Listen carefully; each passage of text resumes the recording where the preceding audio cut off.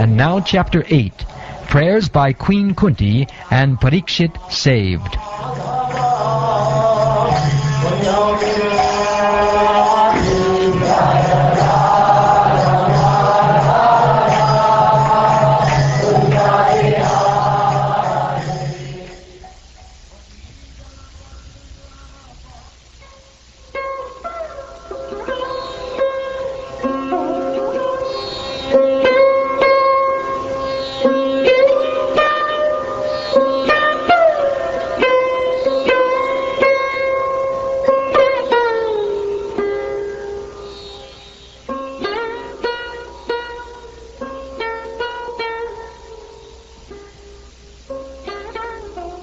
Suta Goswami said, "Thereafter the Pandavas, desiring to deliver water to the dead relatives who had desired it, went to the Ganges with Draupadi. The ladies walked in front. Having lamented over them and sufficiently offered Ganges water, they bathed in the Ganges, whose water is sanctified due to being mixed with the dust of the lotus feet of the Lord. There sat the king of the Kurus, Maharaj Yudhishthir, along with his younger brothers, and Dhritarashtra, Gandhari, Kunti, and Draupadi, all overwhelmed with grief. Lord Krishna was also there. Citing the stringent laws of the Almighty and their reactions upon living beings, Lord Sri Krishna and the Munis began to pacify those who were shocked and affected. The clever Duryodhana and his party cunningly usurped the kingdom of Yudhishthir, who had no enemy. By the grace of the Lord, the recovery was executed, and the unscrupulous kings who joined with Duryodhana were killed by him. Others also died, their duration of life having decreased for their rough handling of the hair of Queen Draupadi. Lord Sri Krishna caused 3 well-performed Ashvamedha Yagyas, or horse sacrifices, to be conducted by Maharaj Yudhishthir, and thus caused his virtuous fame to be glorified in all directions, like that of Indra, who had performed 100 such sacrifices. Lord Sri Krishna then prepared for his departure. He invited the sons of Pandu, after having been worshipped by the Brahmins, headed by Srila Vyasadeva. The Lord also reciprocated greetings. As soon as he seated himself on the chariot to start for Dwarka, he saw Uttara hurrying toward him in fear. Uttara said, "O Lord of Lords, Lord of the universe, you are the greatest of mystics. Oh, please protect me, for there is no one else who can save me from the clutches of death in this world of duality. Oh, my Lord, you are all-powerful. A fiery iron arrow is coming towards me fast. My Lord, let it burn me personally if you so desire, but please do not let it burn and abort my embryo. Please do me this favor, my Lord."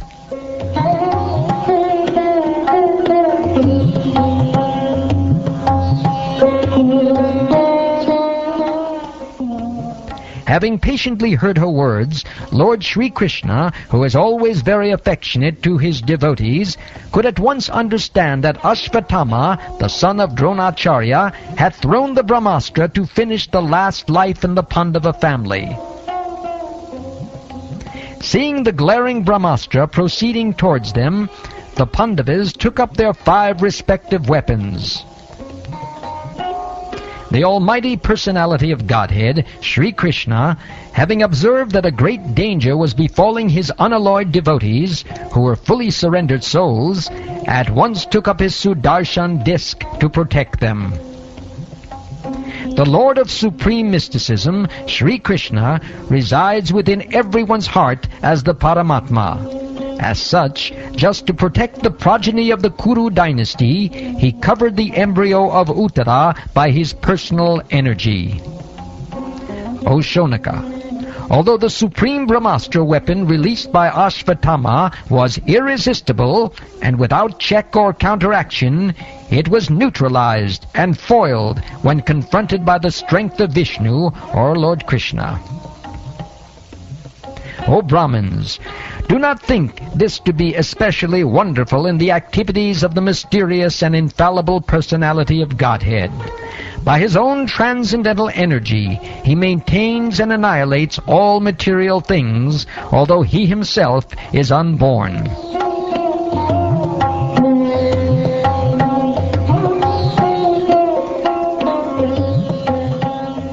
Thus saved from the radiation of the Brahmastra, Kunti, the chaste devotee of the Lord, and her 5 sons and Draupadi addressed Lord Krishna as he started for home. Srimati Kunti said, O Krishna, I offer my obeisances unto you, because you are the original personality and are unaffected by the qualities of the material world. You are existing both within and without everything, yet you are invisible to all. Being beyond the range of limited sense perception, you are the eternally irreproachable factor covered by the curtain of diluting energy. You are invisible to the foolish observer, exactly as an actor dressed as a player is not recognized. You yourself descend to propagate the transcendental science of devotional service unto the hearts of the advanced transcendentalists and mental speculators, who are purified by being able to discriminate between matter and spirit. How then can we women know you perfectly? Let me therefore offer my respectful obeisances unto the Lord, who has become the son of Vasudeva, the pleasure of Devaki, the boy of Nanda, and the other cowherd men of Vrindavan, and the enlivener of the cows and the senses. My respectful obeisances are unto you, O Lord, whose abdomen is marked with a depression like a lotus flower, who are always decorated with garlands of lotus flowers, whose glance is as cool as the lotus, and whose feet are engraved with lotuses. O Rishikesh, master of the senses and lord of lords, you have released your mother Devaki, who was long imprisoned and distressed by the envious King Kamsa, and me and my children from a series of constant dangers. My dear Krishna, your lordship has protected us from a poisoned cake, from a great fire, from cannibals, from the vicious assembly, from sufferings during our exile in the forest, and from the battle where great generals fought. And now you have saved us from the weapon of Ashvatthama. I wish that all those calamities would happen again and again, so that we could see you again and again. For seeing you means that we will no longer see repeated births and deaths. My Lord, your lordship can easily be approached, but only by those who are materially exhausted.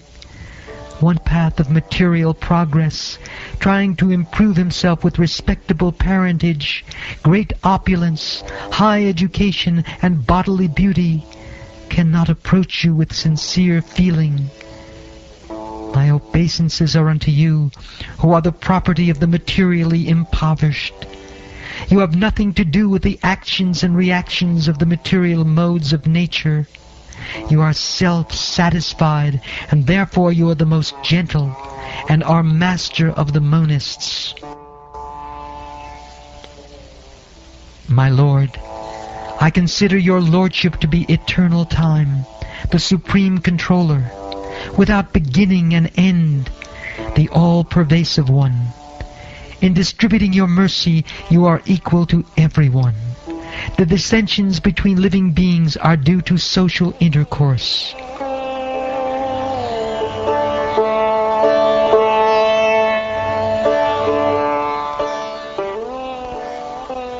O Lord, no one can understand your transcendental pastimes, which appear to be human and so are misleading.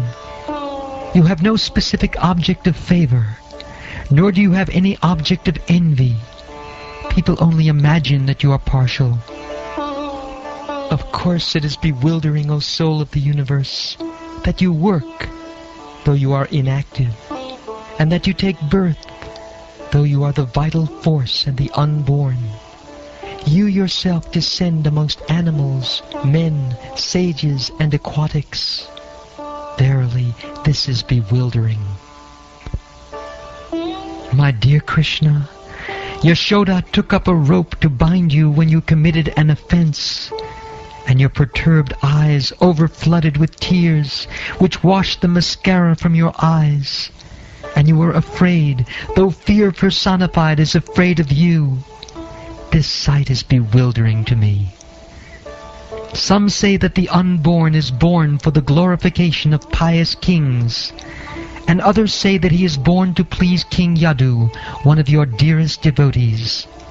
You appear in his family as sandalwood appears in the Malaya hills. Others say that since both Vasudeva and Devaki prayed for you, you have taken your birth as their son. Undoubtedly you are unborn, yet you take your birth for their welfare, and to kill those who are envious of the demigods. Others say that the world, being overburdened like a boat at sea, is much aggrieved, and that Brahma, who is your son, prayed for you, and so you have appeared to diminish the trouble. And yet others say that you appeared to rejuvenate the devotional service of hearing, remembering, worshipping, and so on, in order that the conditioned souls, suffering from material pangs, might take advantage and gain liberation. O Krishna, those who continuously hear, chant, and repeat your transcendental activities, or take pleasure in others doing so, certainly see your lotus feet, which alone can stop the repetition of birth and death. O my Lord, you have executed all duties yourself. Are you leaving us today, though we are completely dependent on your mercy, and have no one else to protect us, now when all kings are at enmity with us?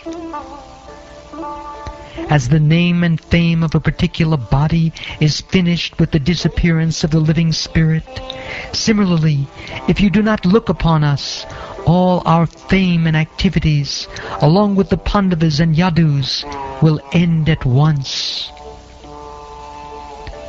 O Gadadhar, Krishna, our kingdom is now being marked by the impressions of your feet, and therefore it appears beautiful. But when you leave, it will no longer be so. All these cities and villages are flourishing in all respects, because the herbs and grains are in abundance. The trees are full of fruits, the rivers are flowing, the hills are full of minerals, and the oceans full of wealth. And this is all due to your glancing over them. O Lord of the universe, Soul of the universe, O personality of the form of the universe, please therefore sever my tie of affection for my kinsmen, the Pandavas and the Vrishnis. O Lord of Madhu, as the Ganges forever flows to the sea without hindrance, let my attraction be constantly drawn unto you without being diverted to anyone else. O Krishna, O friend of Arjuna, O chief amongst the descendants of Vrishni, you are the destroyer of those political parties which are disturbing elements on this earth. Your prowess never deteriorates. You are the proprietor of the transcendental abode, and you descend to relieve the distresses of the cows, the Brahmins, and the devotees. You possess all mystic powers, and you are the preceptor of the entire universe. You are the Almighty God, and I offer you my respectful obeisances.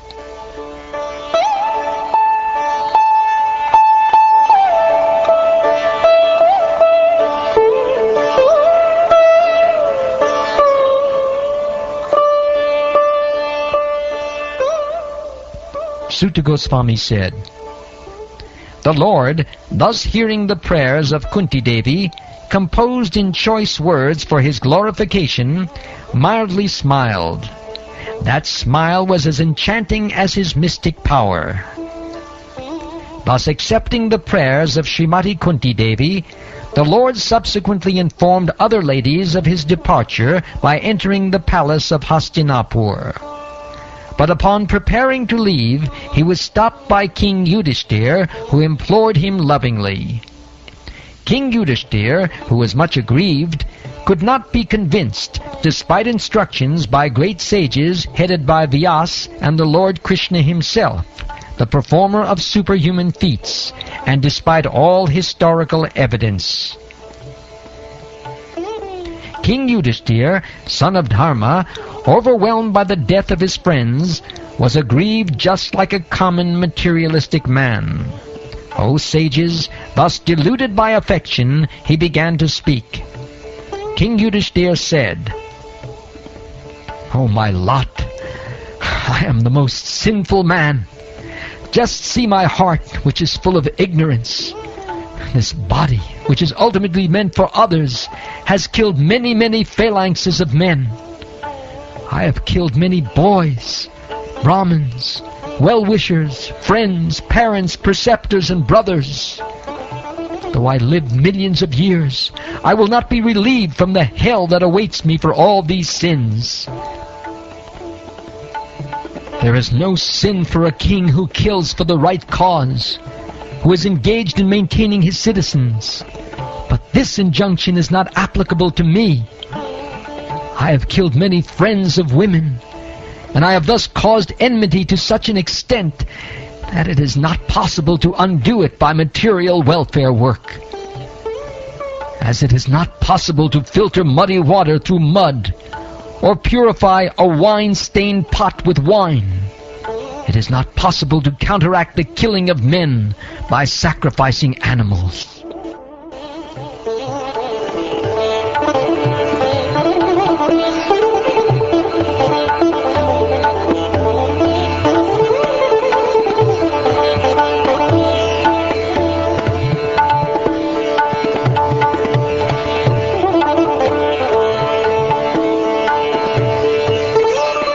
Thus ends the 8th chapter of the 1st canto of the Śrīmad-Bhāgavatam, entitled Prayers by Queen Kunti and Pariksit Saved.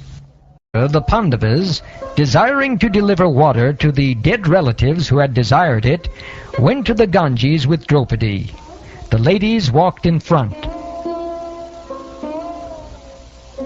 Having lamented over them and sufficiently offered Ganges water, they bathed in the Ganges, whose water is sanctified due to being mixed with the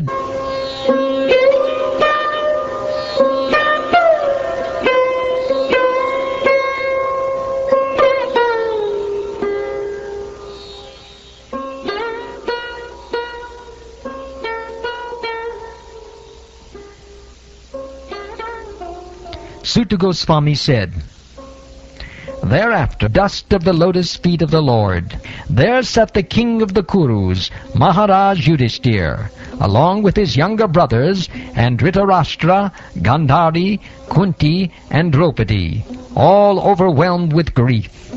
Lord Krishna was also there. Citing the stringent laws of the Almighty and the